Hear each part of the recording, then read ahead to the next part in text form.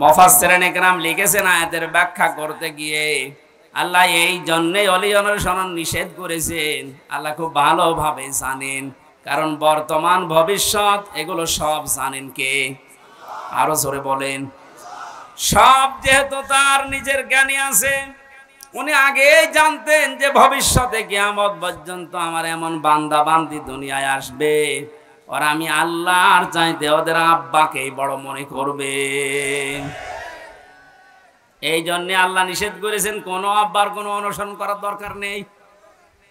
কালিলাম মা তাযাক্কারুন।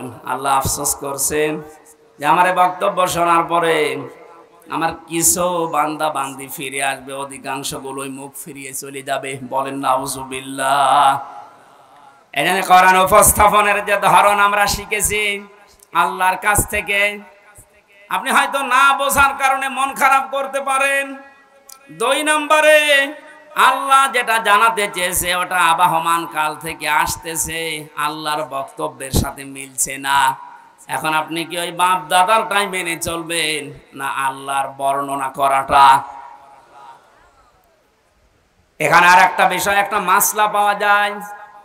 আজ যারা অন্ধ অনুসরণ করে ইসলামকে, দিনকে মানার চেষ্টা চালাচ্ছেন, এদেশে আছে। এই কারণে বলছি, পৃথিবীতে শুধু মুহাম্মদুর রাসূলুল্লাহ সাল্লাল্লাহু আলাইহি ওয়াসাল্লামকে বাদ দিয়ে কাউকে অন্ধ অনুসরণ করা জায়েজ নেই। কেন জায়েজ নেই? কারণ উসওয়াতুন হাসানা এই শব্দটা শুধুমাত্র মুহাম্মদুর রাসূলুল্লাহকে আল্লাহ দিয়েছেন। পৃথিবীর কাউকে আল্লাহ উসওয়াতুন হাসানা এটার গ্যারান্টি দেয়নি। লাকাদ কানা লাকুম ফি রাসূলিল্লাহি উসওয়াতুন হাসানা। অবশ্যই তোমাদের জন্য মহত্তম আদর্শ লুকিয়ে রেখেছি আমি আল্লাহ রাসূলুল্লাহর জীবনে। কার জীবনে? বলেন বলেন। আল্লাহকে এখানে বলতে পারতেন না যে আব্দুল্লাহ বিন মোহাম্মদ ইবনে আব্দুল্লাহ, তার জীবনের ভেতরে আমি লুকিয়ে রেখেছি। তার নাম তো আল্লাহ জানতেন, কেন তার নামটা এখানে উচ্চারণ না করে রাসূলুল্লাহ দিলেন? কারণ তিনি মুহাম্মদুর রাসূলুল্লাহ এই শব্দটা পেয়েছিলেন নবী হওয়ার পর থেকে। 40 বছরের আগ পর্যন্ত মানুষ তাকে আরব জাহানে বলতো আব্দুল্লাহ বিন মোহাম্মদ। আর 40 বছরে যখন তিনি কোরআন পেয়েছেন তখন শুধু আব্দুল্লাহ বিন মোহাম্মদ না, হয়ে গেছেন রাসূলুল্লাহ। তাহলে অনুসরণ করা, অনুকরণ করা মুহাম্মদ ইবনে আব্দুল্লাহকে ফরজ না রাসূলুল্লাহকে ফরজ? আশা করছি আমি যেটা বোঝাতে চাচ্ছি আপনি বুঝবেন। এই বাংলাদেশ সহ বিশ্বের বহু জায়গায় আমি গিয়ে দেখেছি তারা আজ এখনো পর্যন্ত এ কথা বলছে আমরা নবীওয়ালা কাজ করি। হ্যাঁ, আপনি আব্দুল্লাহ বিন মোহাম্মদ ইবনে আব্দুল্লাহ, ইনি যতদিন পর্যন্ত নবী হওয়ার আগ পর্যন্ত নামে মানুষ তাকে ডাক দিয়েছে, আপনার জীবনে এই কাজগুলো আছে। কারণ তিনি ওই সময় সত্য কথা বলতেন, ভালো কাজের আঞ্জাম দিতেন। কোন মানুষ যদি বিপদে পড়তেন সেখানে এগিয়ে যেতেন। এই কাজগুলো মুহাম্মদ ইবনে আব্দুল্লাহর জীবনীতে আমরা সিরাত ইবনে হিশামে সিরাত বিশ্বকোষের ভেতর থেকে পেয়েছি। কিন্তু তিনি যখন রাসূলুল্লাহ হয়ে গেছেন তার আপন চাচা আবু লাহাব পর্যন্ত জানের শত্রু হয়ে দাঁড়িয়েছে। এই বাংলাদেশ সহ বিশ্বে আজ যারা বলেন আমরা নবীওয়ালা কাজ করি না, আপনি মুহাম্মদ ইবনে আব্দুল্লাহর কাজ করেন।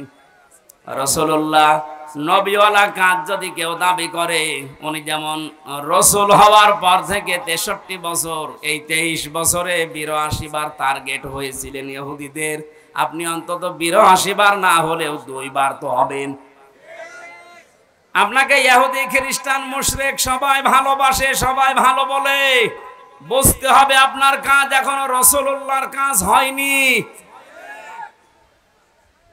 এজন্য আমাদের অনুসরণ করা দরকার এখন থেকে মুহাম্মদ ইবনে আব্দুল্লাহ না রাসূলুল্লাহর?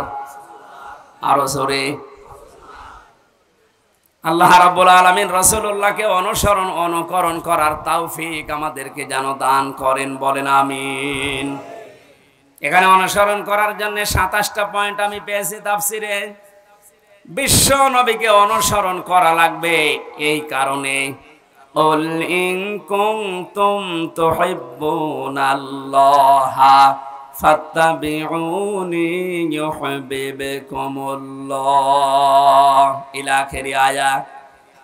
সূরা আলে ইমরানের 31 নম্বর আয়াতে আল্লাহ জানিয়েছেন, হে নবী, মানুষকে আপনি কথা বলেন যদি আল্লাহকে ভালোবাসিয়ে দাবি তারা করে, তারা যেন আপনার অনুসরণ করে। শব্দের দিকে খেয়াল করেন, ফাত্তাবিউনি, আমার অনুসরণ করো। এখন এই অনুসরণটা মাস্ট বি, করাই লাগবে 1 থেকে 40 না 40 থেকে 63। এই সহজ কথাগুলো আপনি বুঝতে চান না, খালি ফতোয়াবাজি করেন কেন বলেন তো? 1 থেকে 40 বছর পর্যন্ত পৃথিবীতে কেউ যদি মুহাম্মদ ইবনে আব্দুল্লাহকে না মানে অনুসরণ না করে সে জান্নাতে যাবে না। একটা হাদিস দেখান, কোরআনের একটা আয়াত বলেন। কিন্তু মুহাম্মদ ইবনে আব্দুল্লাহ থেকে যখন রাসূলুল্লাহ হয়ে গেছেন, আমরা সবাই এখানে জানি উনি রাসূল হয়েছিলেন কত বছর বয়সে? আরো জোরে বলেন। 40 থেকে 63, কত? এই 23 বছরের 1 সেকেন্ডও যদি কেউ না মানে সে কাফের। ফতোয়া নতুন করে বানানো লাগবে? আল্লাহর কোরআন জানিয়েছে রাসূলুল্লাহকে অনুসরণ করা মাস্ট বি, ফরজ। আমা আতাকুমুর রাসূল, আল্লাহ কিন্তু আমা আতাকুম মুহাম্মদ ইবনে আব্দুল্লাহ দেননি। শব্দগুলো একটু খেয়াল করে পড়তে পারেন না? আমা আতাকুমুর রাসূল, তোমাদের কাছে রাসূল যা নিয়ে এসেছে ফাখুযুহু, ওটা আঁকড়িয়ে ধরো।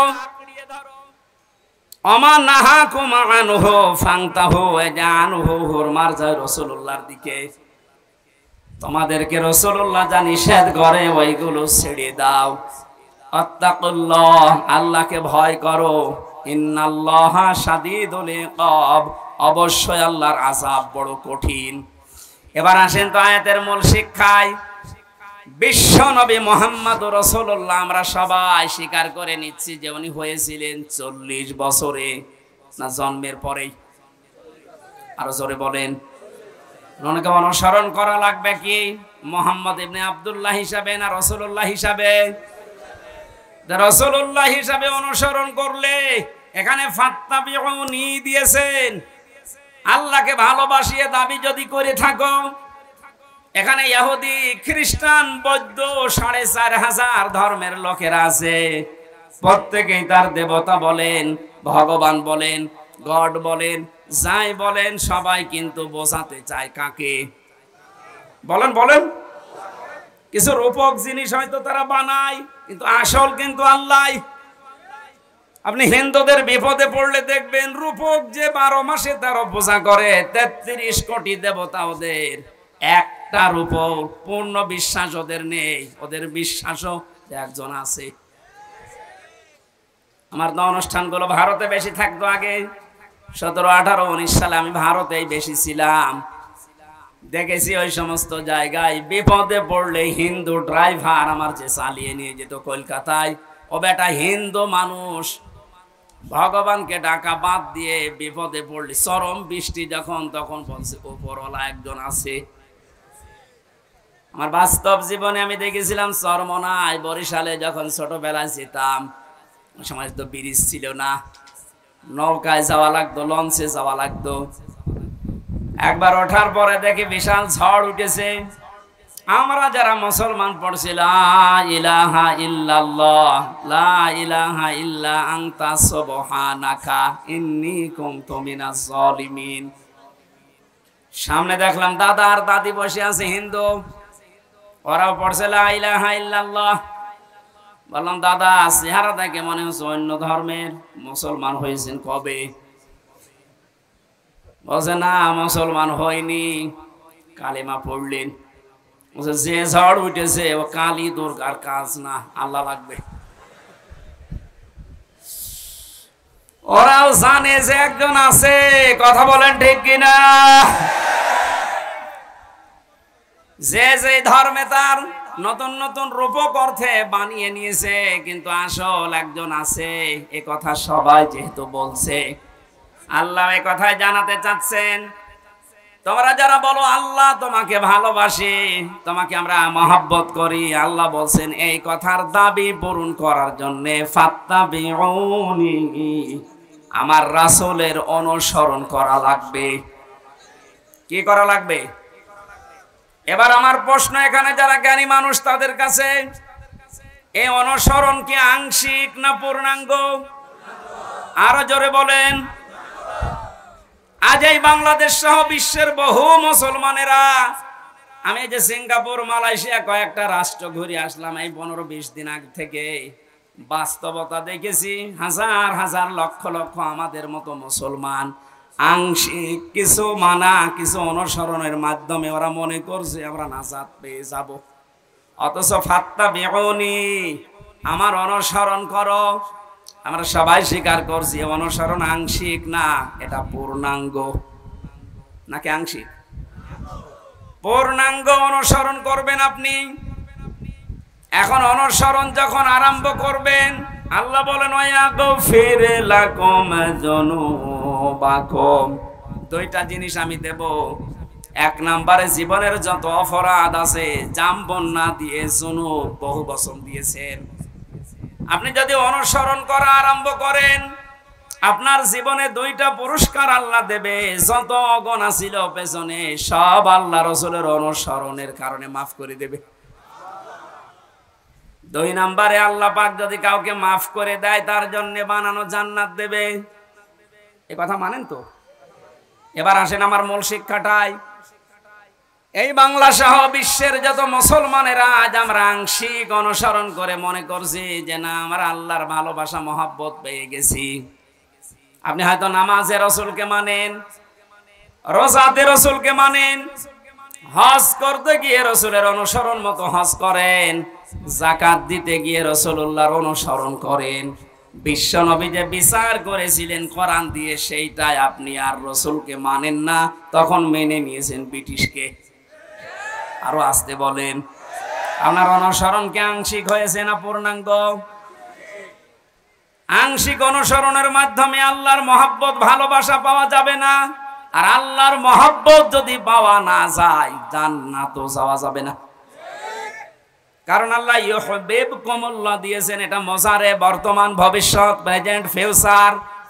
কোন মানুষ যখন পূর্ণাঙ্গ অনুসরণের জন্য সিদ্ধান্ত নিয়ে লেগে পড়বে, আল্লাহ পাক বলেন আমিও তাকে ভালোবাসা শুরু করব। এখানে কত জ্ঞানী মানুষ আছেন, আপনার বিবেকের কাছে আপনার আমার প্রশ্ন, আপনার শরীর থেকে শুরু করেন, এ 3.5 হাত বডি, আপনার পরিবার, আপনার সমাজ, আপনার রাষ্ট্র, আপনার আন্তর্জাতিক নীতি তাকান, সব জায়গায় অনুসরণ যদি পূর্ণাঙ্গ আপনি না করেন, আল্লাহর কোরআন বলছে আপনাকে আল্লাহ এখনো ভালোবাসা আরম্ভ করে নাই। তাহলে এই আয়াত অনুযায়ী বাংলাদেশের আল্লাহর ভালোবাসা এখনো পাইনি। বেশি বলে ফেললাম? আশা করছি আমি যেটা বোঝাতে চেয়েছি এখন থেকে আর অপূর্ণাঙ্গ না, আমরা পূর্ণাঙ্গ অনুসরণ করতে চাই রাসূলুল্লাহকে। আর আজকের আমার তেলাওয়াত কি তো আয়াত ওইটাই, সূরা ইউনূস 25 নম্বর আয়াত, কোরআনে কারীমের 10 নম্বর সূরা, এটা 11টা রুকু আছে, 109টা আয়াত আছে, মক্কায় নাজিল হয়েছে। একটা আয়াত আর একটা আয়াতের আংশিক পড়েছি, আল্লাহ রাব্বুল আলামিনও জানিয়েছেন। এবার আমি তাফসীর আকারে শুরু করছি, জবান খুলে পড়েন। আউযু বিল্লাহি মিনাশ শাইতানির রাজিম, বিসমিল্লাহির রহমানির রহিম।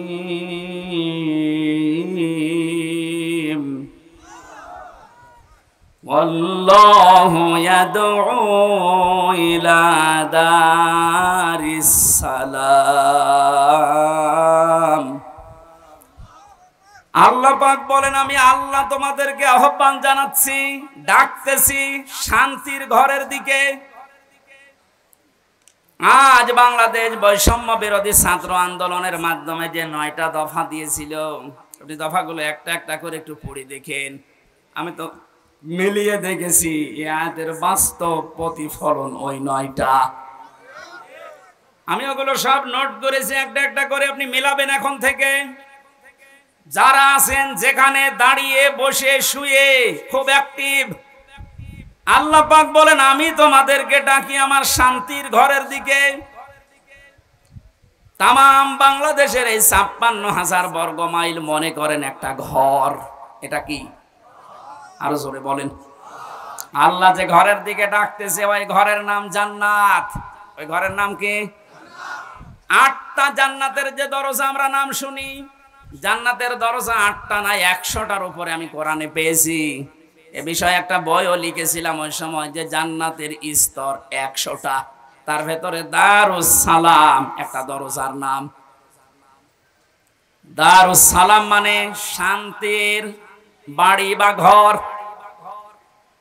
আল্লাহ পাক এখানে ডাক দিয়েছেন যে তোমরা শান্তির ঘরে প্রবেশ করো। এই পৃথিবীর মানুষ যেটা উদাহরণ দিলে বসে বেশি, আমি ওইভাবে সেট করেছি। বাস্তবে আমরা দেখি একটা ঘর যদি কেউ বানাতে চায় বসবাসের জন্য, শান্তি পাওয়ার জন্য, ইসলাম শব্দটা এখানে আল্লাহ দিয়েছেন দারুস সালাম। সালাম সিলমুন, এখান থেকে ইসলাম, এর শাব্দিক অর্থ হচ্ছে শান্তি। কিন্তু কেউ যদি সুখ পেতে চায়, এর আলাদা একটা আরবি শব্দ আছে রহাতুন। রহাতুন মানে সুখ। রহাতুন মানে কি? ঘরের ভেতরে মানুষ সুখ পাওয়ার জন্যই প্রবেশ করে। এই যে এখান থেকে সারাদিন সারা রাত মানুষ কর্মজীবন শেষ করে যখন বাড়িতে যায়, ঘরে প্রবেশ করার সঙ্গে সঙ্গে একটা অজানা সুখ আপনাকে ঘিরে ধরে। আপনি হয়তো টের পান না। বাইরে যতক্ষণ আগে ততক্ষণ একটা আতঙ্ক কাজ করে, একটা ভয় ভয় কাজ করে। অথচ ঘরের ভেতরে 4 দেওয়াল দিয়ে যেটা আটকানো, কি আছে ওর ভেতরে, ওখানে গেলে একটা আলাদা শান্তি, ওই ভয়টা আল্লাহ যেন দূর করে দেয়। কথা বলেন ঠিক কিনা? আল্লাহ বলেন আমি এমন একটা ঘরের দিকে তোমাদেরকে ডাকছি যে ঘরে প্রবেশ করলেই তোমরা সুখ আর শান্তি দুইটাই পেয়ে যাবে। যেহেতু আমরা এখন একটা ঘর বানাবো, ঘর বানাতে প্রথমে খুঁটি দেওয়া লাগে। কি দেওয়া লাগে? খুঁটি বা পিলার দেওয়া লাগে। আল্লাহ যে ঘর বানাতে আমাদেরকে নির্দেশ দিচ্ছে যে শান্তির ঘরে প্রবেশ করো, এই ঘর যদি 56,000 বর্গ মাইলকে আপনি বানাতে চান, তাহলে 4টা খুঁটি আল্লাহর কাছ থেকে নেওয়া লাগবে। এই খুঁটিগুলো যদি কেউ ভারত থেকে নেয়, বিপদে পড়বে। ওরা এখন বিপদে আছে। এই কথা বলেন না কেন? ওরা বহু চেষ্টা চালিয়েছিল ওই সময় পাকিস্তান থেকে আমাদের এই চেষ্টাকে ভাগ করার জন্য। ওরা যেমন সাহায্য করেছে 7 সিস্টারের মাধ্যমে ওদের দেশকে ভাগ করার জন্য, আমরাও সাহায্য করব। চালান আমরা শোধ দিয়ে দেব। আপনি যা করিয়েছেন আমরা ওইটাই করব। আপনারা ওই সময় ভাগ করে যদি আমাদের বন্ধু হয়ে যান, আমরাও কথা বলছেন। শুরু হয়ে গেছে অলরেডি। আলাদা পতাকা বানিয়ে উড়িয়ে দিয়েছে মণিপুরে। খেলা হবে না, খেলা আরম্ভ হয়ে গেছে। আপনারা যেমন আমাদের এতদিন বলেন আমরা বন্ধু, কারণ আপনাদের সেই পাকিস্তান আর এই বাংলাদেশ মাঝখানে ছিলাম, আমরা আলাদা করে দিয়েছি, এই জন্য আমরা আপনার বন্ধু। আমরাও পাশে তো দেখলাম ডক্টর ইউনূস প্রথমে এই ঘোষণা দিয়েছিল, এদেশকে অশান্ত করার জন্য যদি চেষ্টা চালান 7 সিস্টার থাকবে না। মানে যদি নাও করে, ওনার পেছনে যে দেওয়াল আছে তারা হয়তো একটু কাঠি নাড়াচ্ছে। আন্তর্জাতিক যে বিষয়গুলো আমি এখানে বলতে চাচ্ছি না। যাই হোক, আমি এতটুকু টাচ দিলাম, ওরা আমাদেরকে পাকিস্তান থেকে আলাদা করে যদি ওরা বন্ধু হয়, ওদেরকে আমরা এই 7 সিস্টার 7টা অংশে ভাগ করে বন্ধু হব। আমরা তো আর ওরা একটা করেছিল, আমরা 7টা করে দিচ্ছি। আমরা আরো বড় বন্ধু না?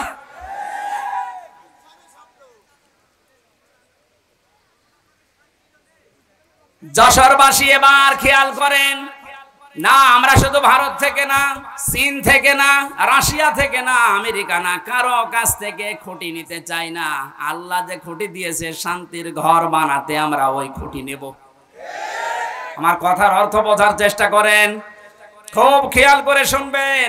আমি কোরআনে কারীম থেকে পেয়েছি, 1 নম্বরে আল্লাহ পাক বুনিয়াল ইসলাম আলা খামসিন শাহাদাতি আল্লাহ ইলাহা ইল্লাল্লাহ। এই যে হাদিসটার ভেতরে 5টা বিষয় আছে, তার 4টা খুঁটি আমি সেট করেছি। নামাজ, রোজা, হজ আর যাকাত, এই 4টা খুঁটি মজবুত ভাবে গেড়ে দেওয়া লাগবে। খুঁটি থাকলে হয় না। ঘরকে শান্তির ঘর বানাতে হলে বেড়া দেওয়া লাগে। কথা বলেন না কেন?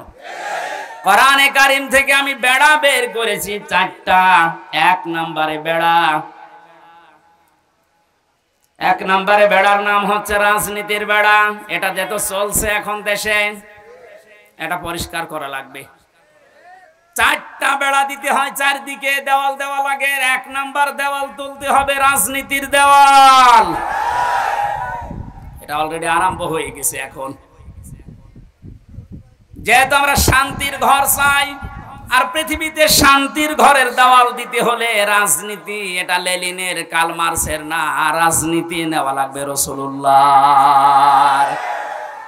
এবার রাসূলুল্লাহর রাজনীতি কি? এবার তাকান, সূরা নিসা 5 নম্বর পারা 6 নম্বর পৃষ্ঠা 9 নম্বর লাইনের 59 নম্বর আয়াতের প্রথম অংশ আছে। সুবহানাল্লাহ আলহামদুলিল্লাহ লা ইলাহা ইল্লাল্লাহ, সুবহানাল্লাহ আলহামদুলিল্লাহ লা ইলাহা ইল্লাল্লাহ। মাইকের আওয়াজ আরো বাড়ান, গলা ব্যথা করছে। সুবহানাল্লাহ, এই দেখলেন? হ্যাঁ, এটা রসমের স্বাদ। মাইকে কিন্তু বদনাম করে দেবে। এখন আওয়াজ দিচ্ছে না, আমার গলাটা নষ্ট করার জন্য ধান্দা আছেন না? আপনার আওয়াজ থাকতে আওয়াজ না বাড়িয়ে রেখে দিয়েছেন কোন কারণে? সুবহানাল্লাহ আলহামদুলিল্লাহ লা ইলাহা ইল্লাল্লাহ, লা ইলাহা ইল্লাল্লাহ মুহাম্মাদুর রাসূলুল্লাহ। যশোরবাসী, শান্তির যে ঘর আমরা নির্মাণ করতে যাচ্ছি, এই ঘরে যারা রাজনীতির বেড়া হিসাবে থাকবে, এই মানুষগুলোকে অনুসরণ করার একটা বিশাল সুন্দর সিস্টেম আল্লাহ আয়াতে দিয়েছেন। আল্লাহ পাক বলেন, আমাকে অনুসরণ করো, আমার রাসূলকে অনুসরণ করো। তোমাদের ভেতরে যারা রাজনীতি করবে, নেতা হবে, নেতৃত্ব দেবে, তাদেরকে অনুসরণ করবা। কিন্তু শিক্ষা হচ্ছে আতিউ, এই শব্দটা এটা একটা ফেল, এটা ভার্ব, এটা ক্রিয়া। এটা আল্লাহ নিজের নামে আর রাসূলের নামে দিয়েছেন, কিন্তু উলিল আমর যারা রাজনীতি করবে, নেতৃত্ব দেবে, নেতা হবে, তাদের আগে দেননি। বাংলার মুসলমানেরা, এমন একটা ঘর যেহেতু আমরা নির্মাণ করতে যাচ্ছি, যে ঘরে প্রবেশ করলে কোনো ভয় থাকবে না। কথা বলেন না কেন? কোনো চিন্তা থাকবে না। বলেন বলেন। এমন একটা ঘরে আমরা যেতে প্রবেশ করতে ইচ্ছা করছি বা প্রবেশ করব বলে আশা করছি, যে ঘরের ভেতরে, ঘরের এরিয়াতে গেলে কোনো চিন্তায় থাকবে না। ঘরের পাশে যে যদি ছিনতাইকারী ধরে, ঘরের ভেতরে যারা বসবাস করছে, ওরা দা নিয়ে, খন্তা নিয়ে, বটি নিয়ে, কথা বুঝতেছেন, বাড়ির ভেতর থেকে এসে ছিনতাইকারীকে এই ঝিনাইদার সাবেক এমপির মতো টুকরা টুকরা করে ফেলবে।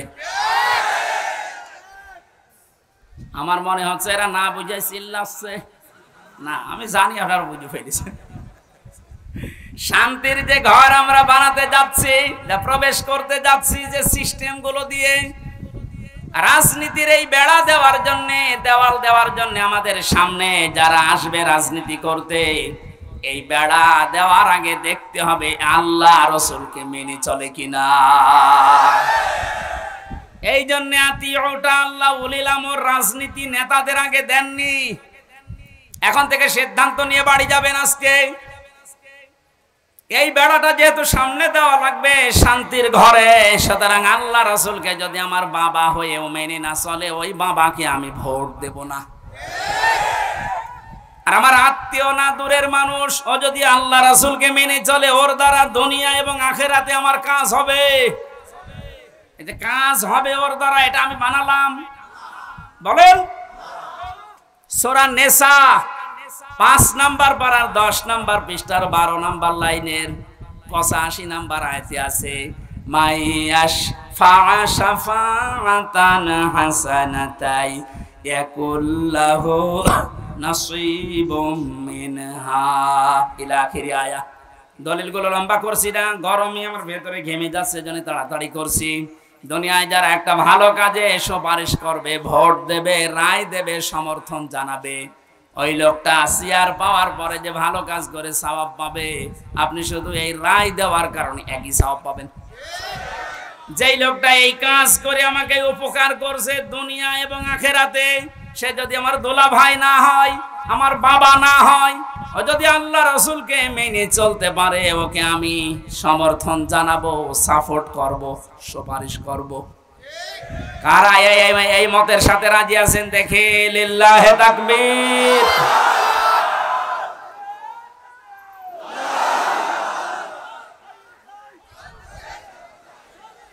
এই কথা বোঝার চেষ্টা করেন। আমি এখন যেটা বললাম এটা তো রাজনীতি হয়ে গেল না। না, এটা যদি রাজনীতি মনে হয় তাহলে সূরা নিসার 59 নাম্বার আয়াত কেটে আপনি বাদ দিয়ে দেবেন। আমি ব্যাখ্যায় এইভাবেই পড়েছি, মারিফুল কোরআন নিয়ে আসেন, ওখানে ভয়ঙ্কর ট লেখা আছে। আমানাত বহুবচনের শব্দের ব্যাখ্যায় ভোট, রায়, সমর্থন, সুপারিশ এগুলো লেখা আছে। এখন আপনি তাফসীর মাহফিল লিখে দিয়েছেন, আমি শব্দের ব্যাখ্যায় যদি ওই শব্দগুলো না বলি, শুধু আমানত বলি, আপনি তো বুঝবেন না। আর আপনি যদি বোঝেনও না, বোঝার ভান করে থাকবেন। এখন আর ভান করার অভ্যাস আছে না, 5 তারিখের আগে ছিল। এখন আর ভান করার অভ্যাস নেই, যা পড়ি ওইটাই বলি ইনশাআল্লাহ। আগে তো এই যশোরে যাওয়ার জন্য সে কুষ্টিয়া ঘুরে আসতাম, এখন একেবারে সরাসরি চূড়ামন কাঠি দিয়ে উঠবো।